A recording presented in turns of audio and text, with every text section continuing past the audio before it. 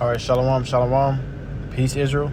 It's Brother Yaquab from the Camp Prophets in Babylon camp down here in Tampa, Florida. I'd like to give all glory, honor, and praises to Yahweh, Ba'ashem, Yahweh Shai, Ba'ashem, Chahakodash. Double honor to the elders and apostles of the great millstone who do indeed teach them with well. And peace and salutations to the hopeful that scattered abroad. In today's lesson, head in the spirit, I want to touch up on, Jacob is better than Esau, man. And I was thinking about that last night as well. But, the Lord's people are just better than these heathens and these Edomites all around, And I want to jump in. I'm going to start the book of Genesis chapter 25 verse 21. It says, "And Isaac entreated the Lord Yahweh Shai for his wife because she was barren. And the Lord Yahweh Shai was entreated of him, and Rebekah his wife conceived." So the mother of Jacob and Esau, her name was Rebekah. All right. And Rebekah got pregnant. And she had two nations of people in her womb, man. Jacob and Esau. Which, if you know the story, you go back. When Esau was born, Esau was the first, or the first Edomite. And it was like a, what's the word I'm looking for? It was like a phenomenon, you could say. All right, because that was the first Edomite,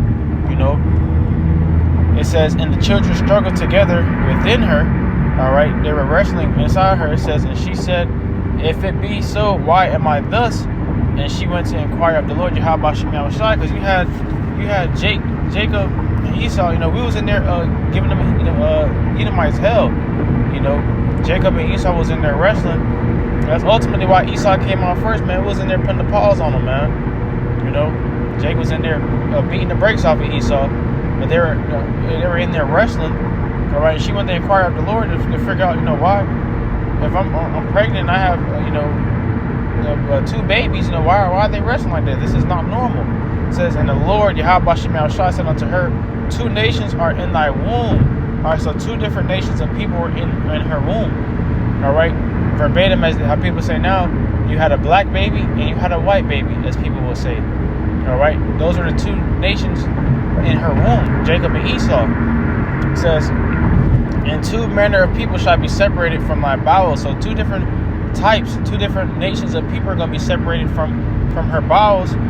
"And the one shall be stronger than the other, and the one shall be stronger than the other people, and the elder shall serve the younger." Right. So the one that shall be stronger than the other is talking about Jacob, man. Us Israelites, the so-called blacks, Hispanics, and Native American Indians, man. All right, we're the one that are stronger than the other. All right, these Edomites don't got nothing on Jake, man.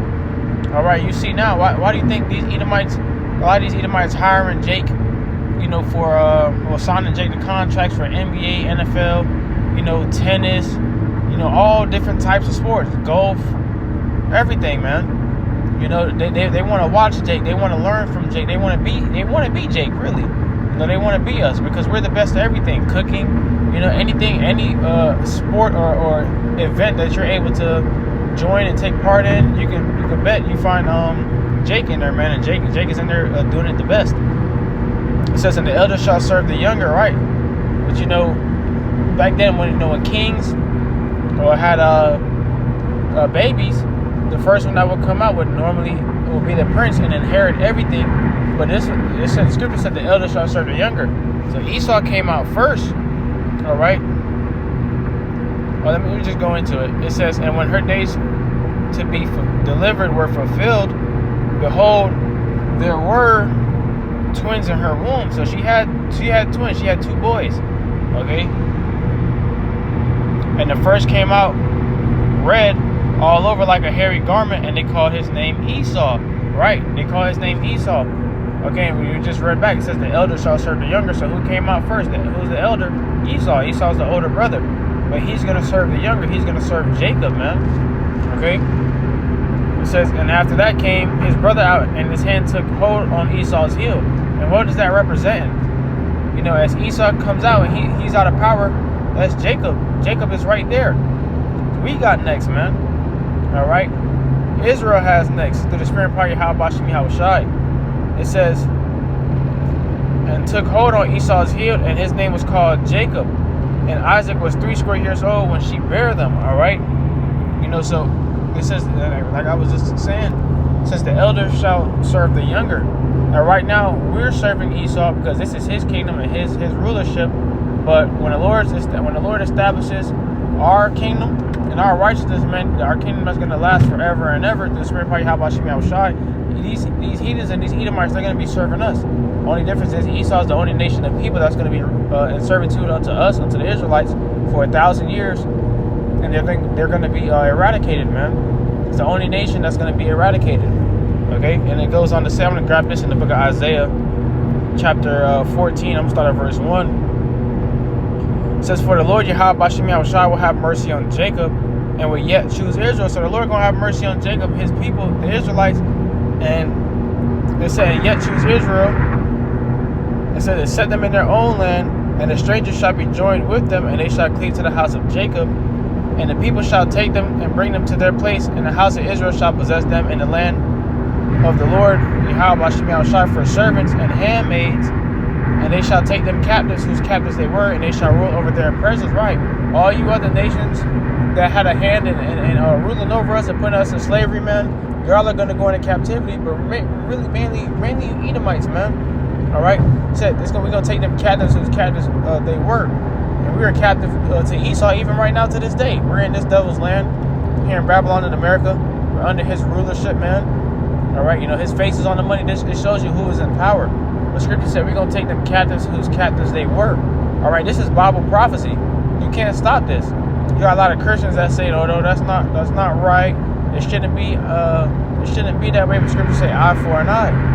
All right, so that's righteous, man. That's indignation. That's righteous anger, man. That's anger that is righteous for us to have when we put these devils in captivity, man. All right. It's only right. They did it unto us, and we're going to do it unto them. But this time there is no back and forth where we get power and we fall out and they go back to ruling, man. No. Once Jacob is in power, man, that's it. It says, and it shall come to pass in the day that the Lord Yahweh Shemi Shai shall give thee rest from thy sorrow. Hey, we're going to get rest, brothers, soon too as well. All right? Brothers are going to get rest from that sorrow. The Lord is going to build us up and establish his kingdom forever and ever on earth. All right, and that's when we're going to have new bodies, be able to explore the galaxies, do a whole bunch of things that Esau wish he can do right now, man. All right, I just seen a post the other day where it said, I believe by 2050, they had nanotechnology that can try to make humans immortal. That just lets you know right there, these devils know something is coming, man. All right, what you trying to make humans immortal for? Okay, only Yahweh Shemi Shai can do that. This devil tries to play as if he is the Most High, man. He's going to come to find out real soon that he's not. It says, shall I give thee rest from thy sorrow and from thy fear and from the hard bondage wherein thou was made to serve. All right, and the Lord is going to free us from our captivity. All right, the Lord is going to come back and deliver Israel, man. Scripture, as birds flyeth. So, hey, it's beautiful. Again, back on topic, on point. I want to grab this in Jeremiah chapter 51 and verse 19. Scripture says, the portion of Jacob is not like them, for he is the former of all things, and Israel is the rod of his inheritance. The Lord of hosts, Yahweh Shemi Shai is his name. The Lord of armies is his name. All right, so the point is, the portion of Jacob is not like them, for he's the former of all things, man. Everything you see on this earth, and I'm driving right now, I'm thinking of the street lights, all these different things, man. Jake created these things, man. Especially when we were in slavery and captivity, Jake created a lot of things to help their dwellings, man, while these devils are ruling over us. All right. So Jake is the form of all things. As you have Esau that come out, Jacob makes something, and Esau come out with a patent it and make it seem as if it is his invention and his creation, so he can make money off of it and a profit off of it, man. That's what these devils do.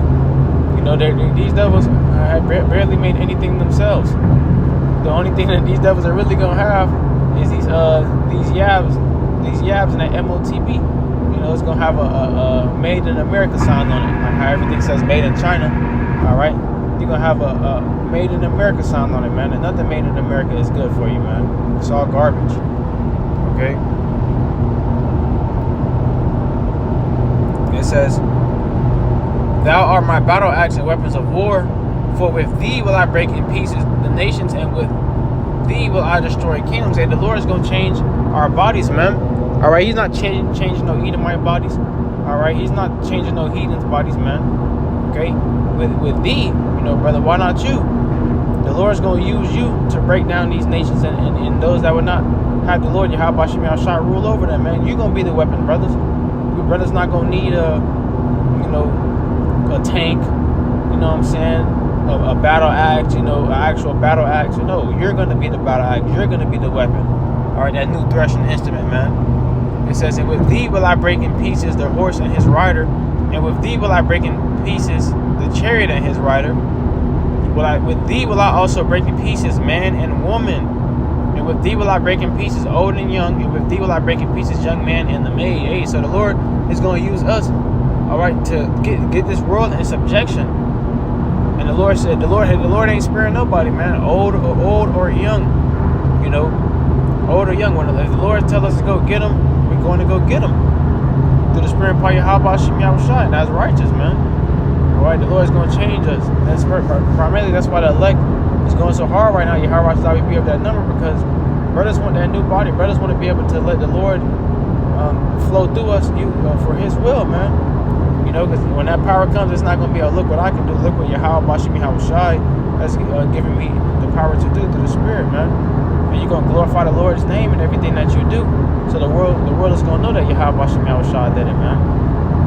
You know, so with that, I'd like to give all glory, honor, and praises to Yahweh Ba'ashem Yahushai, Ba'ashem HaHaKadosh. Double honors to the elders and apostles of Great Millstone who do indeed teach the word well, and peace and citations to the hopeful that scattered abroad.